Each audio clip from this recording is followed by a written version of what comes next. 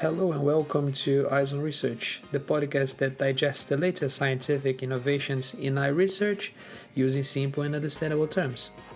I am your host, Thales Guimarães, medical doctor and clinician scientist at Moorfields Eye Hospital.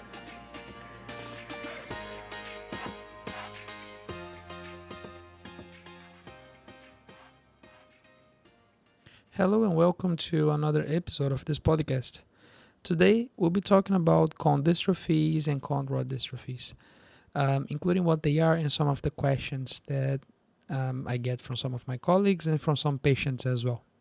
So the typical question that we get is this a cone dystrophy or a cone rod dystrophy, right? And it's not as simple as it looks. So we'll just talk a little bit about that and the aim of this is giving patients and other doctors the tools to think for themselves of what exactly is affecting them. So I think the best way to start is by putting cone and cone rod dystrophy in its group of conditions, right? So cone and cone rod dystrophies are example of inherited retinal diseases. And inherited retinal diseases is a clinically and genetically heterogeneous group of conditions, meaning that there's a variety of clinical findings that patients have, including what is the age that the symptoms started, which we call age of onset, what are the symptoms that you have and to what extent you have those symptoms. And it's genetically heterogeneous because there's a variety of genes that may cause inherited retinal disease. Just to give you an idea, there's around 300 genes that were already identified as causative for inherited retinal disease. So it's a very big group of genes. Now, these diseases are bilateral and in most times symmetrical. There are some asymmetries that can be found in some patients. So, for example, the right eye may be the stronger eye or the left eye may be the stronger eye, and the findings in the retina, how the retina looks, may be a little bit different, but in most cases, they are symmetric. The estimated prevalence of inherited retinal diseases as a group of conditions, as this umbrella term that encompasses many diseases, is 1 to 3,000 individuals. So it's more frequent than you think, and is actually the leading cause of legal blindness among working age adults in the UK, and the second cause of legal blindness in kids. Now, there are various ways that a patient can inherit these diseases, and one of them is dominant, which means the patients only need one copy of that gene to have the disease, the mutation on that gene to have a disease. It can also be recessive, where the patients need a double dose to have the disease. It can be linked to the X chromosome, where females are typically carriers and males are affected. And also it can be associated with mitochondrial inheritance, which is this organelle that we all have that produces energy to the cells, and it passes down from mother to offspring to child. Now, as a subgroup of this big group, cone and cone rod dystrophy have an estimated prevalence of 1 to 20,000 to 100,000 individuals. Of course, it's rarer than the big group because it's a subgroup of that, but it's still relatively common, right? And the way that I think of this, and each doctor develops their own way. This is also to help patients think about this a little bit, is that I get the inherited retinal disease groups and I put them into two different big subgroups first. The first subgroup being stationary retinal dysfunction syndromes, so diseases that don't change with time. And in the other group is progressive retinal dystrophies. Now, just to give you some examples of stationary retinal dysfunction syndromes, I further separate those into rod dysfunction and cone dysfunction, right? The most common example of rod dysfunction is congenital stationary night blindness, but there are other examples like fundus albipunctatus, Oguchi disease, and then you also have the cone dysfunction syndromes like achromatopsia and blue cone monochromatism. By far, congenital stationary night blindness is the most common cause of rod dysfunction, and cone dysfunction, the achromatopsia, is the most common cause. And then you have the progressive retinal disorder group, right? This is where things get really common So you can separate those into rod-cone dystrophy, cone and cone-rod dystrophy, chorioretinal dystrophies, and macular dystrophies. Just to give you a few examples, rod-cone dystrophies, you can have Leber congenital amaurosis, which, by the way, there is a treatment for one of these forms now. Early onset severe retinal dystrophy and retinitis pigmentosa. Then you can also have cone and cone-rod dystrophies. Amongst the chorioretinal dystrophy groups, you can have something called gyrate atrophy and then choroideremia. And you also have this subgroup of macular dystrophies, which are relatively common: Stargardt disease, Best disease, and X-linked retinoschisis. But the whole purpose of this episode is to talk about cone and rod, right? Because when we think of cone-rod dystrophies and cone dystrophies, it's all in the name, right? But it's not an easy classification because these diseases typically overlap, and we talk about that really soon. But just to clarify a few things first, the way that we see things is that the photons of light come inside the eye, cross the entire media of the eye, which is clear, reach the back section of the retina, the outer segment of the retina, which generates a cascade of events that sends this information to the inner section of the retina, and then this gets sent to the brain via electrical impulses, right? That's exactly how we see things, and then the brain is responsible for the interpretation of that as an image. So when we're talking about cone and rod, we're talking about the light-sensitive cells that perceive the photons of light and are hit by the photons of light in the outer segments of the retina. So that's the first thing to understand.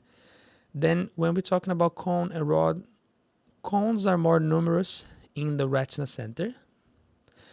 There's around 4.6 million cells, million light-sensitive cells, cones in the retina.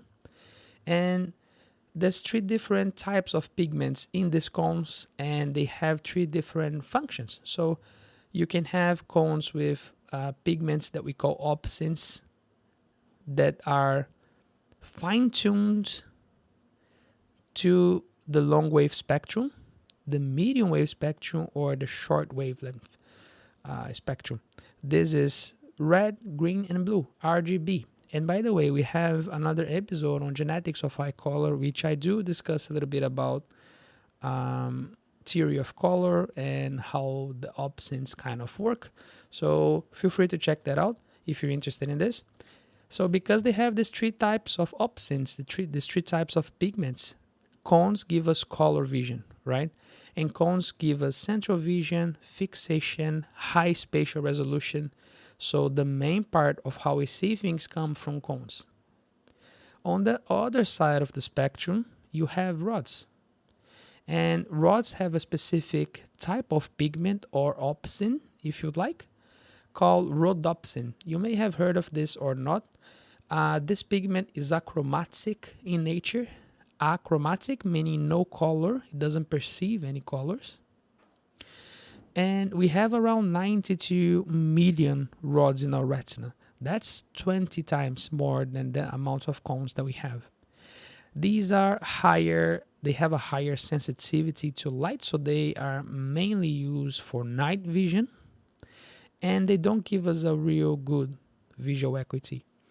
There's a specific region in the center of the retina that's a rod-free zone, that we only have cones. That's the most important part of our central vision. Now that we know what cones and rod do, let's talk about the symptoms, right? Which I think it's what the patients can use to distinguish this. Symptoms of cone dysfunction. Reduced central vision, right? Remember that they are very much present in the center of the retina. And nystagmus in some cases, meaning that nystagmus are those back and forth movements that some patients have that are related to an underdeveloped retina or to loss of central vision, loss of fixation. Then, because the cones also give you color vision, right, because of the 3 different pigments that they have, patients typically have color vision difficulties, and these can be on any axis of the spectrum. They don't, unless it's a specific phenotype, like blue cone monochromatism. the color vision tends to be all over the place, the color vision difficulties. And also, patients have an increased light sensitivity. So these are the symptoms of cone dysfunction. What are the symptoms of rod dysfunction? Night blindness, right? Because they have a higher sensitivity to light, and hence they are used in the dark with or without constriction of the visual field. And this is a very important distinction to make, right? Because when we think of rod cone dystrophies like retinitis pigmentosa, the rods they get damaged first and they lose their function first, and we tend to think that this is what causes constriction of the visual field, but that's not exactly how things work. The cones are responsible for spatial resolution as well. What happens is that the rods have a specific molecule that they produce, which is essentially called rod-derived cone viability factor, meaning exactly what the word says. It's something that keeps the survivability of cones or keeps the cones surviving for longer. So when you don't have the rods, what happens is that the cones die as a secondary thing. So that's why some diseases typically overlap. Another thing to notice, and that's another thing that may be causing difficulties with your doctors identifying these diseases, is because, as I said in the beginning, they overlap, right? So a disease may start as a pure cone dystrophy, but at a certain point of the disease, it can evolve with rod dysfunction as well. And that may be 20 years after the start of symptoms, right? So it's important to know that it's not because your doctor doesn't know, it's just because some of these, it's kind of like it's not a very specific classification, and also symptoms may overlap and show up at a later stage. Now you have the tools to differentiate those two.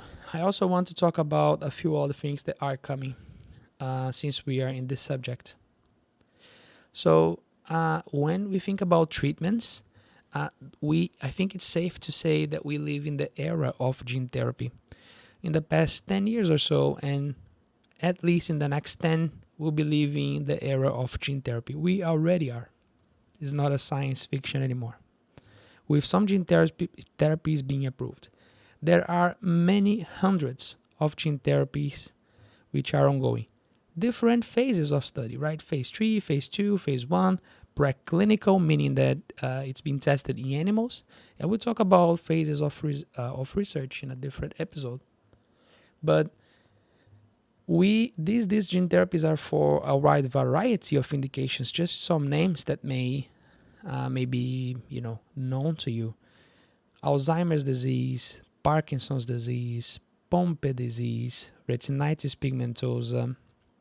All of these are target for gene therapies. So what are the best sources? And that's one of the questions that I get from patients. What are the best sources that I can find these treatments? Either be gene therapy or not. It can be something else. It can be an oral supplementation of vitamins, for example. The best sources are charities, so places like Retina UK, Foundation Fighting Blindness, Macular Society. These are great sources of information, of real information. Family support groups, so places like Stargardt Connected, which, by the way, we just interviewed the CEO of that, Bhavina Taylor. She's lovely. I recommend you checking out the episode of last week.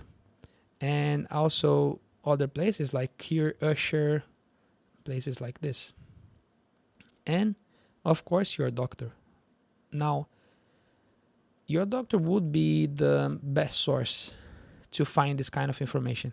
What I would say is that, don't think that he'll know everything, because we don't, right? And what we tell you does not substitute the research that you have to do on your own.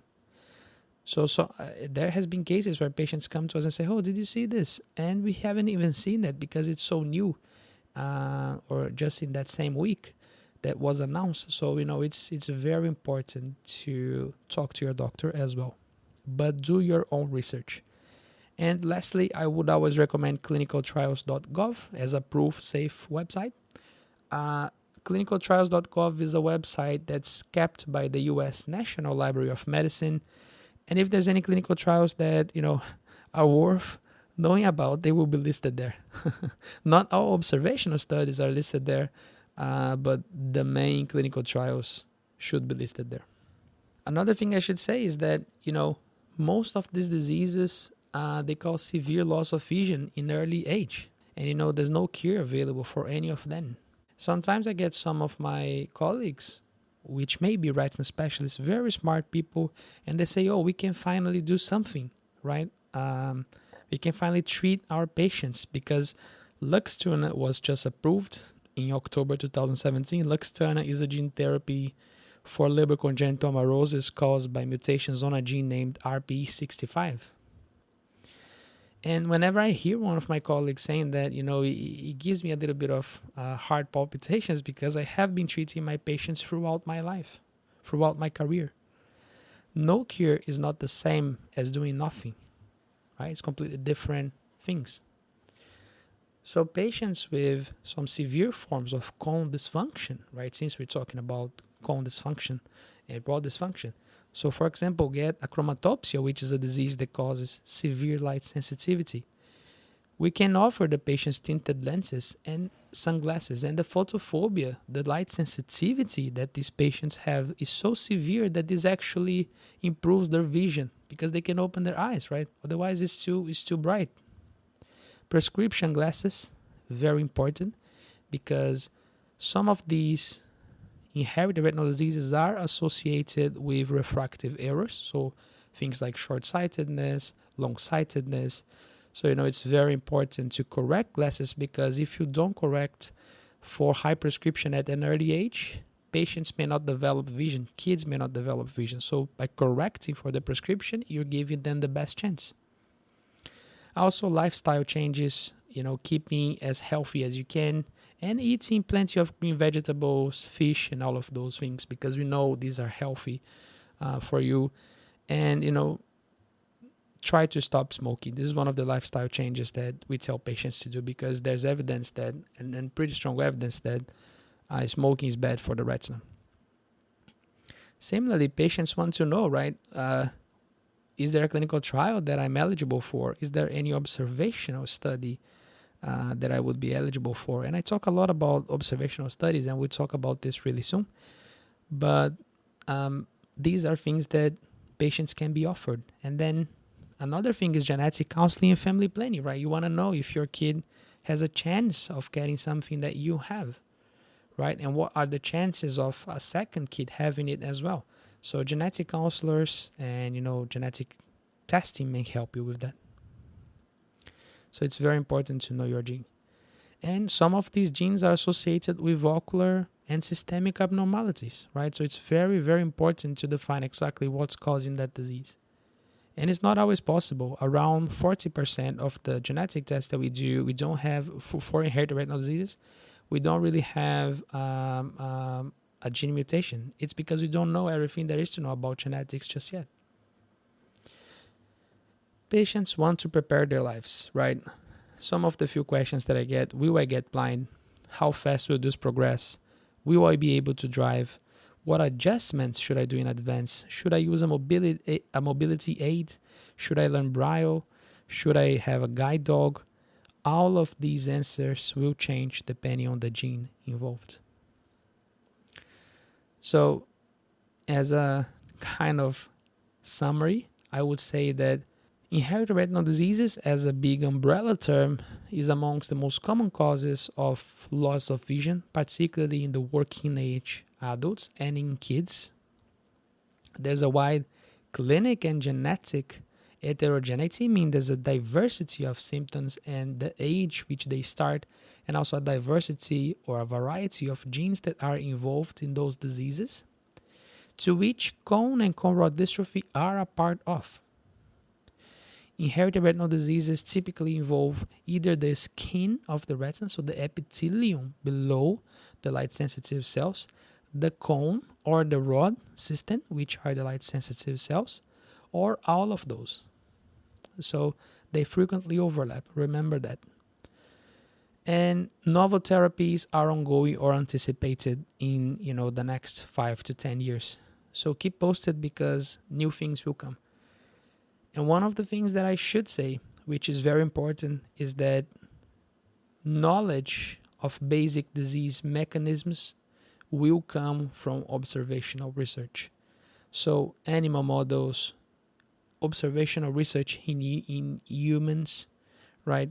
This will dictate patient counseling, future therapeutic approaches, and they will provide the ideas for these therapeutic approaches. So it's very important, to participate in observational studies because they do help a lot. Thank you so much for listening to me today, and I hope to see you in the next episode. So guys, if you like the work we do, please consider supporting us, sharing, following, liking our videos. On our website, www.eyesonresearch, you have the opportunity to support us. And you also have access to our Buy Me a Coffee website, where it's another possibility of supporting us as well. Our supporters will be having the opportunity to suggest themes for short videos and podcast episodes like this. So please do consider supporting us. We have also TikTok, Instagram, Twitter, you name it. So make sure to follow us on social media. We post short videos every week. And these are very up-to-date topics. So, feel free to follow, share, and subscribe to us. And I hope to see you soon. Bye-bye.